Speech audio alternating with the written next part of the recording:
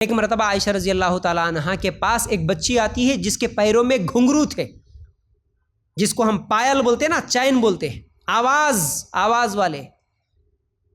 عائشہ رضی اللہ تعالیٰ عنہ دیکھی تو غصہ کرتی ہے اور کہتی ہے یا تو اس بچی کے پیروں سے یہ پائل ہٹاؤ یا نہیں تو یہ بچی کو میرے آگے سے ہٹاؤ۔ کیوں؟ اللہ کے رسول صلی اللہ علیہ وسلم نے فرمایا جس گھر میں گھنٹی کی آواز ہو وہاں پر رحمت کے فرشتے نہیں آتے۔ ایک حدیث کے الفاظ ہے جس قافلے میں گھنٹی کی آواز ہو، گھنٹی کی آواز، اس زمانے میں تو یہ پورے میوزک انسٹرومنٹس نہیں تھے نا، اس زمانے میں گھنٹی جو جانوروں کے گلوں میں لٹکایا جاتا گھنٹی، آج بھی وہ جانوروں کی طرح کئی لوگ کیا ہے مشرکانہ عقیدے رکھنے والے بچوں کے پیروں میں نظر نہیں لگنا بول کے بھی گھنٹیاں باندھ کے رکھتے، گھنگروਆਂ باندھ کے رکھتے۔ وہ گھنگرو کی جو آواز ہے، اور خاص طور سے بچیاں لڑکیوں کو خوشی کے نام پہ تم لوگ جو پائل بناتے، چین بناتے، اس میں بھی اگر بجنے والی آواز آتی ہے، اللہ کے لیے غور کرنا۔ عائشہ رضی اللہ تعالیٰ عنہ کہتی ہے میں نے اللہ کے رسول سے سنا کہ اس گھر میں رحمت کے فرشتے نہیں آتے۔ صرف گھنگرو کی آواز پسند نہیں تھی جی صحابہ کو، گھنگروؤں کی آواز پسند نہیں تھی۔ آج ہم کون کون سی آوازوں کو ہمارے گھروں میں بجاتے ہیں۔ پھر اس کے علاوہ ایک دو اور حدیثیں سن لو۔ اللہ کے رسول صلی اللہ علیہ وسلم نے فرمایا جس قافلے میں گھنٹی کی آواز ہو وہاں پر رحمت کے فرشتے نہیں آتے، ایک حدیث۔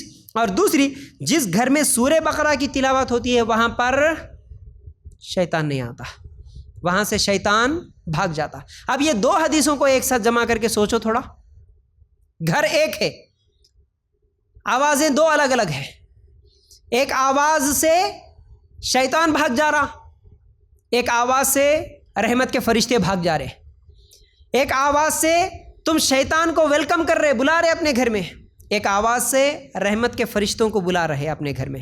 تو اب کیا پسند کرو گے؟ اپنے گھروں میں شیطانوں کا اڈا بنا کے رکھنا یہ پسند کرو گے، یا اپنے گھروں کو رحمت کے فرشتوں کی رحمت کے ساتھ ہمارے گھر ڈھانکے رہے، اللہ کی رحمت ہمارے گھروں پر ہو، یہ آپ پسند کرتے ہیں؟ آپ کے پاس چوائس ہے، دو حدیثیں سامنے ہیں۔ ایک آواز جس سے رحمت کے فرشتے نہیں آتے بلکہ شیطان آتا ہے، وہ کون سی آواز؟ میوزک کی آواز، گھنٹی کی آواز، گھنگرو کی آواز۔ دوسری آواز جس سے شیطان کو تکلیف ہوتی، شیطان بھاگ جاتا وہاں سے، کون سی آواز؟ قرآن کی آواز، سورہ بقرہ کی تلاوت۔ اگر ہمارے گھروں میں صبح اٹھ کے قرآن کی تلاوت ہوتی ہو تو پھر رحمت کے فرشتے آئیں گے، شیطان بھاگ جائے گا۔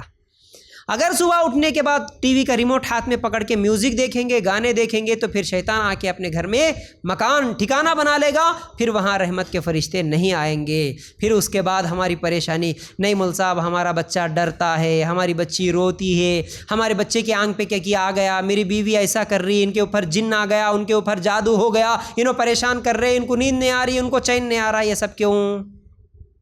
وہ جن جو آیا ابھی آ کے بیگم کے آنکھ میں بیٹھ گیا، بیگم کے جسم پہ آ کے بیٹھ گیا، آپ کی نوجوان بچی کو ستا رہا، وہ جن کو کون بلائے جی؟ ویلکم کون کرے جی؟ یہودی بھیج دیا وہاں سے، جا جا جا فلاں عائشہ کے آنکھ میں جا کے بیٹھ جا اس کے جسم پہ بول کے، فلاں نے فاطمہ کو ستا جا بول کے کوئی عیسائی بھیج دیا وہاں سے۔ ہم خود بلائے اس کو، میری بچی کو ستا، میری بیگم کو ستا بول کے ہم خود بلائے اس کو، پھر انہیں آ کے جسم پہ بیٹھ گیا، اپنے گھروں میں مکان بنا لیا، ٹھکانہ بنا لیا، تو پھر اس کے بعد مول صاحب ہم پریشان ہیں، اب کیا کرنا؟